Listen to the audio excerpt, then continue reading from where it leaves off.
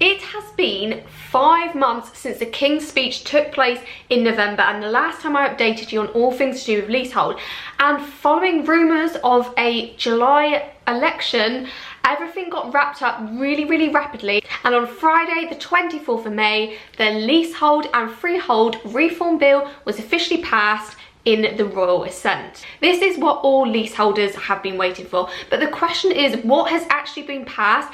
Is it going to be beneficial for leaseholders, as they said, and how long is it going to be before everything commenced? I'm going to dive straight into this video to go through everything that was passed in the royal assent and what we can look forward to for the future. Just before we get into the video, I was a previous leasehold owner. I had loads of issues as well as selling, where I document on my YouTube channel. So please do hit like on the video and subscribe to my channel if you want to see more similar videos. And just a way of explaining, I'm not a legal professional. I am very informed on the topic. I followed it quite religiously to see what's happened. So as always, any professional legal advice, please do get that from your own solicitor. But please do leave a comment below if you've got any questions I've not covered, as really happy to give my advice from what I can see in the picture. There's also a timestamp in the caption below if you want to skip to certain parts of the video, because this might be a bit of a long one as I go through various sections that might not necessarily impact you if you are a leaseholder yourself. So I've got everything at the ready. Let's jump into the video. I'm going to do a screen share and talk you through everything, breaking it down into simple terms that are really easy to understand. Okay, so let's get into the Leasehold and Freehold Reform Bill for 2024 at first glance. So what has happened up until this point? So the King's Speech happened on 7th of November last year, 2023, and at that point, lots of draft potential laws came out as a result of that. And I did a video of that at the time, which I will link for you now. And following that, there wasn't a lot of detail about the stuff that was announced. And then at that point, a draft bill came out on the 27th of November, which provided a lot more detail about the laws that were potentially going to come into play. At this point, none of it was law, none of it was passed, and it was then time to go on a very long legislative journey, which can take months and even years for it to happen.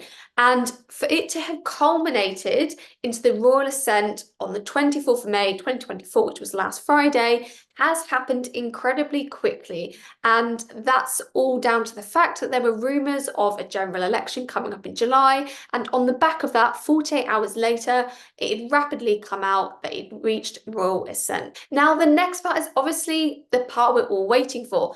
Nothing is law until it is law. And the commencement could be months, it could be years, but it is something that I'm going to mention in this video because as leaseholders, a lot of you are probably wondering when certain things are going to come in. Should you wait to do a lease extension? Should you wait to sell? All questions like that are probably at the top of your list to ask.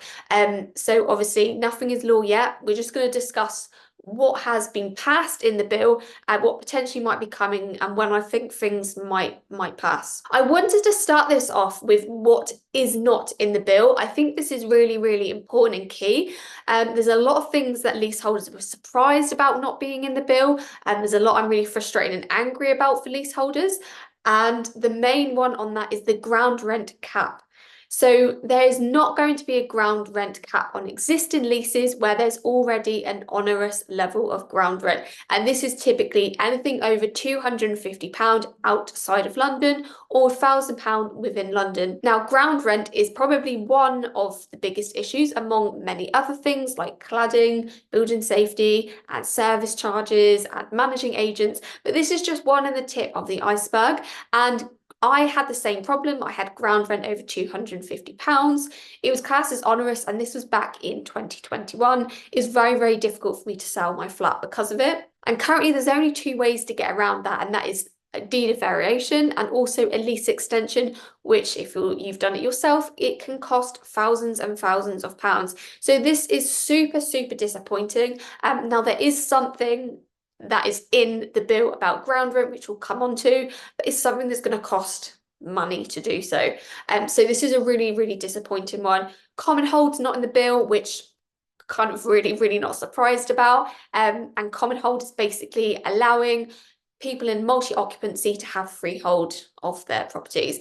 So yeah, not surprised that leasehold hasn't been completely eradicated. I never thought it would. Managing agent regulation. So managing agents, as you are well aware, probably, they're not regulated. They can charge whatever they like. They've never been regulated in the sense that they get pulled up on stuff they have or haven't done. And it's a real problem because if you are a leaseholder, you have a managing agent. I'm sure some of them are good, but a lot of them are absolutely awful and shocking, as I have myself. So this is a real shame as well. But I'm kind of not surprised because managing agents make money. The next one's forfeiture of lease, which comes kind of onto ground rent being onerous. So currently, if your ground rent exceeds £250, if you forfeit on your payment, essentially it's a forfeiture of lease and the landlord could take the property back from you.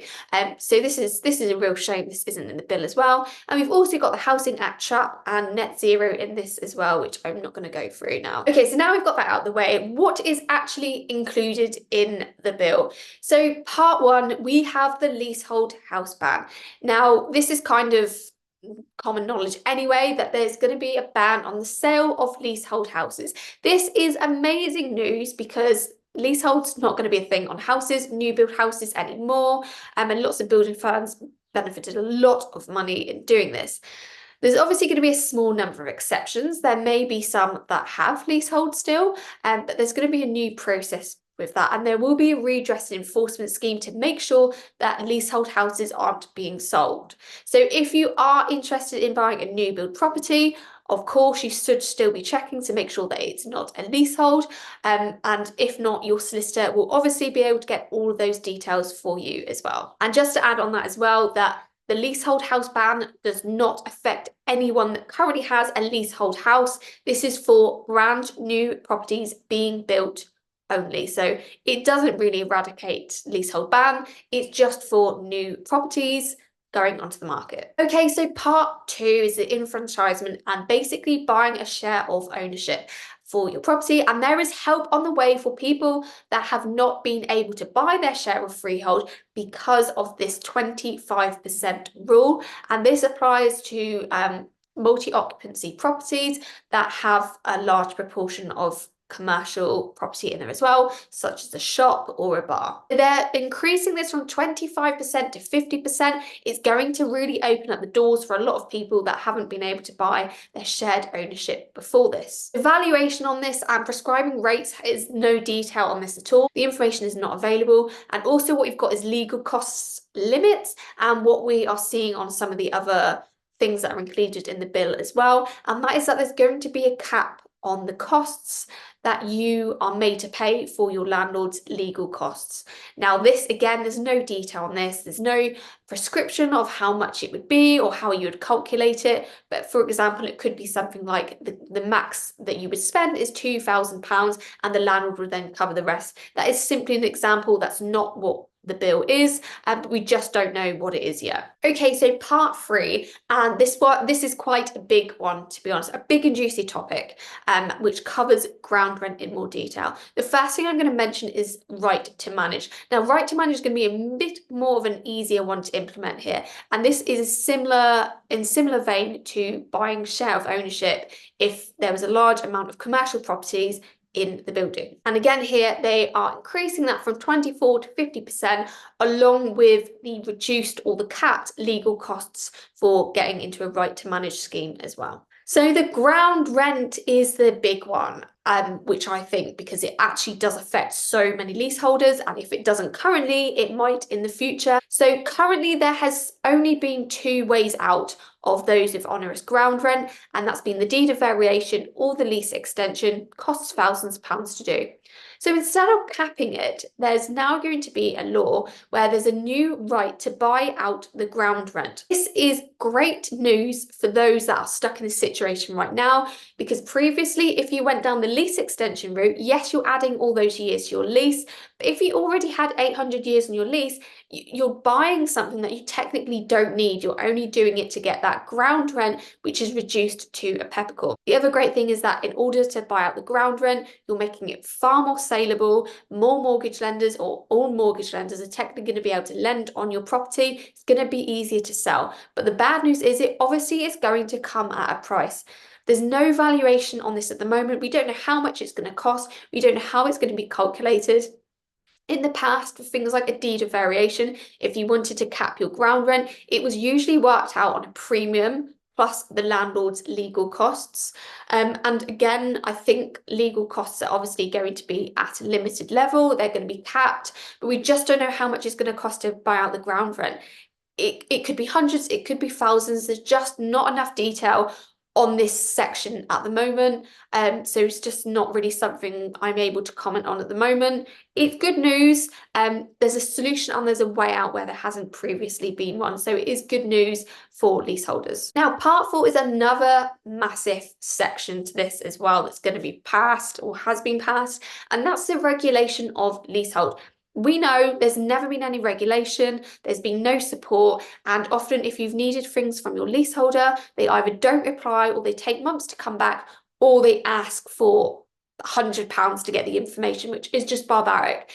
So going forwards, you will be able to demand or ask things, and they have to provide it to you within a certain time frame. This could be anything from service charge demands, year-end reports, sales information packs, insurance commission, and receipts, or anything else that you need. So there's going to be an improved right to information for you to get the information that you need. Previously, it's been super difficult to do so. And again, we've got the legal costs there. Legal costs are going to be capped at a certain level for anything you need to pay for a landlord. And in the past as well, if you have needed to request permission for a pet or alterations, you've obviously had to pay for it, but there's been nowhere to get that information, and they've got to be a lot more transparent about that going forwards as well. Now, I haven't mentioned this on here, but there's another part to this, which is part 6, and that's that if you have a problem with a managing agent in the future, you will be able to contact the Ombudsman directly to report them.